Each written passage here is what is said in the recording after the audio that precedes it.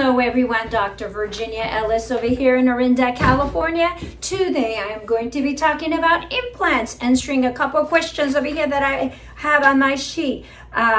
Question number one is, what are dental implants and how do they work? We're going to be covering dental implants procedure, permanent tooth replacement, dental implant surgery. We're also going to be answering the question, who is a good candidate for dental implants? We're going to be talking about dental implant candidate, who qualifies for dental implants, and dental implants age and health. The other question I'm going to be answering is, what is the difference between mini implants and full implants? We're going to be discussing mini implants versus full implants, mini implants pro and cons, and the difference between dental implants. Another question I'll be answering for you today is the dental implants process. What is it like from start to finish? What is the dental implant process, the dental implant timeline, and steps for getting the dental implants? The last question I'll be answering is, how long do dental implants last? Key phrases for today will be dental implant lifespan, how long do dental implants last, and dental implants maintenance tips. All right, so let's go over the first question. What are dental implants and how do they work? I have some models for you. Basically, a dental implant is a screw, a titanium screw that replaces a root structure, the root part of a missing tooth, okay?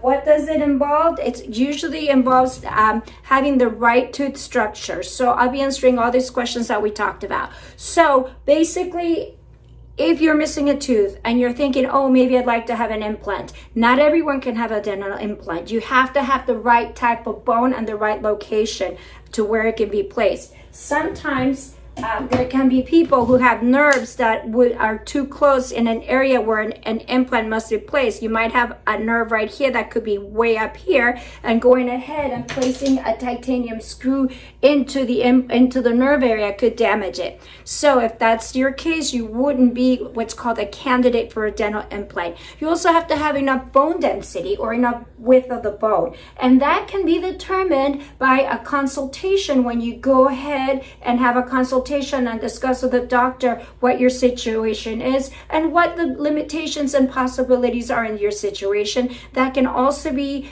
determined with a three-dimensional x-ray, okay? Nowadays, most people, if not everyone, is using three-dimensional x-rays to determine if you can go ahead and have an implant. In terms of health conditions, sometimes people don't have the ideal health. If you are weak or immunocompromised, you may not be able to tolerate an implant. If you're a patient who's had bone density building drugs, like certain things that I'm not going to name the names of the drugs for liability reasons, but if you've taken like drugs to make your bones more dense, sometimes getting an implant is not a candidate because it can cause your bone to die off. So every situation is different. You can discuss your health history and your type of bone and the type of shape of bone and where the nerve locations are with the doctor that's considering doing your implants. Okay, the implant process. Oh, what does it look like? If you have a front tooth, okay, let's say, oh my gosh, I lost a front tooth. We would do something that looks like this. Can you see that? The implant screw is here. Obviously, would be covered by your gum, so this is what you would see, okay? But what is usually done, I'm going to use another example, and a tooth that has this right here. Usually, you put a screw right here. Sometimes it's just a tooth. Okay, so the doctor, the surgeon will place the implant here. We will put what's called a healing cap or healing abutment. You'll go home, keep that for about 3 months. When the bone integrates, we will go ahead, assess it, take an impression. You would come to someone like me or to the surgeon and take impression with this impression coping, okay? And this basically takes the part of this. This impression coping takes the part of that, okay? The lab will be sent this impression. They will make a custom abutment, a custom shaped tooth structure tailored to your tooth. Once that's done, it takes about 3 weeks. You will come back and I will go ahead, or your surgeon, go ahead and put the implant crown like that, and that way it looks like your tooth, okay? So if we turn this around, it will look something like this, okay? There we go. So it looks pretty real, and it'll look like something like this on a front tooth. In case you guys ever wonder, you go like that, and that's what it looks like. This is what it looks like over here. I don't know if you can see that. We put this in here, and that's what it is. So timeline, basically the timeline is you go present yourself for the consultation. It is determined you can have one. That's great. If you need what's called a bone graft, because you may not have enough bone or you need to build up more bone structure in there, they may do what's called a bone graft. That would take about 3 months, okay, to build up the bone around this area if you don't happen to have enough.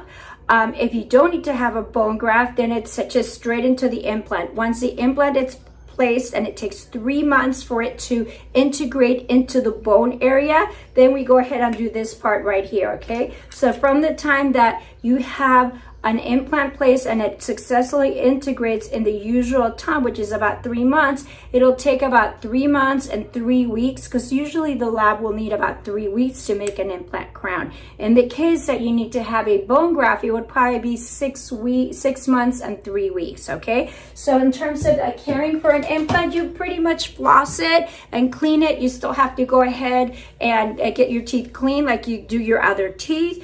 An age for an implant, usually for most adult males, it is recommended if you have a front tooth that you're replacing, you shouldn't have an implant till about age 25 for males, because your teeth keep erupting. Even though you're all grown up and you have your teeth, you still have eruption that happens. If you happen to get an implant and you're under age 25, you can run the risk of the implant looking shorter compared to the other teeth. For females, that's different, okay? We females, our teeth settle in faster, we erupt faster than the males, so you can have those done when you're in your late teens, early 20s. All right, every case is different, so go ahead and talk to your doctor.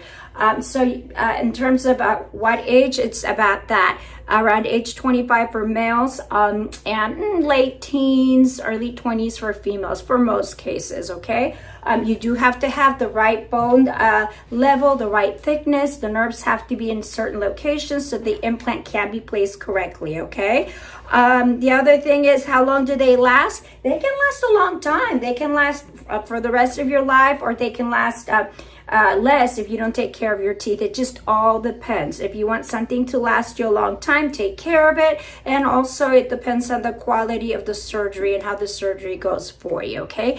Any more questions, feel free to give us a call at our office or look us up at orindadentist.com. Our phone number, in case you want to call, it's 925-254-4043. I'll see you at your next video. Press a like and subscribe to our channel. We'd love to supply you with more interesting and useful videos. Bye-bye.